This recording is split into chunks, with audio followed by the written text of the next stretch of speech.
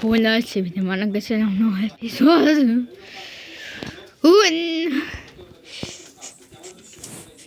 în ăsta bacon. Să jucăm bacon, adică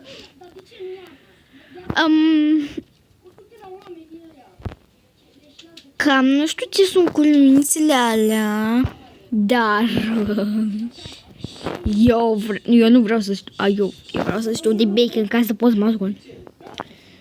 Uoleu, m-a intrat cineva. Are Robux, eu n-am să-ți fie rușine. Uite, băi, e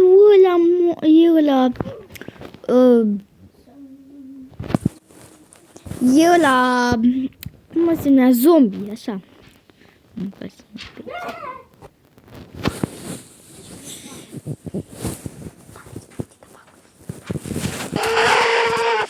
Uite-mă, dracu, de aici, nu!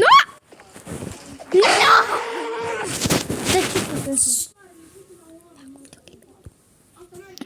Eu am murit. O răspăl. Respawn. Da, e respawn. Trebuie să ai Robux. Eu n-am. De ce nu vorbești mai tare? Oleu! Vreau să mă ridic în picioare. E corect? Păi dacă nu-i dai respawn... Oleu! Relax, ia nu m-am speriat. Niciodată m-am speriat de ochii, doar de ochi.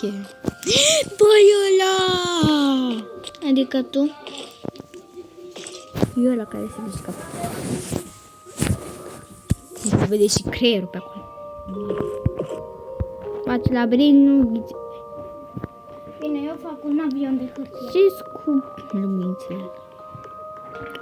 Poate cred că sunt licuți.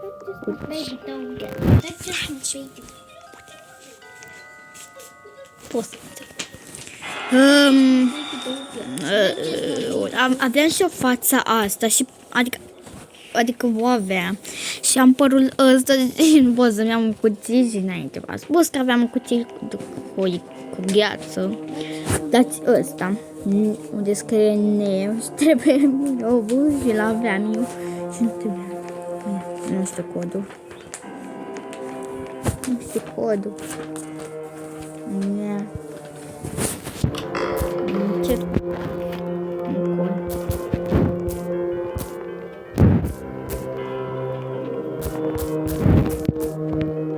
Mai alcool. Aia cred că e cheia de să ieși de acolo.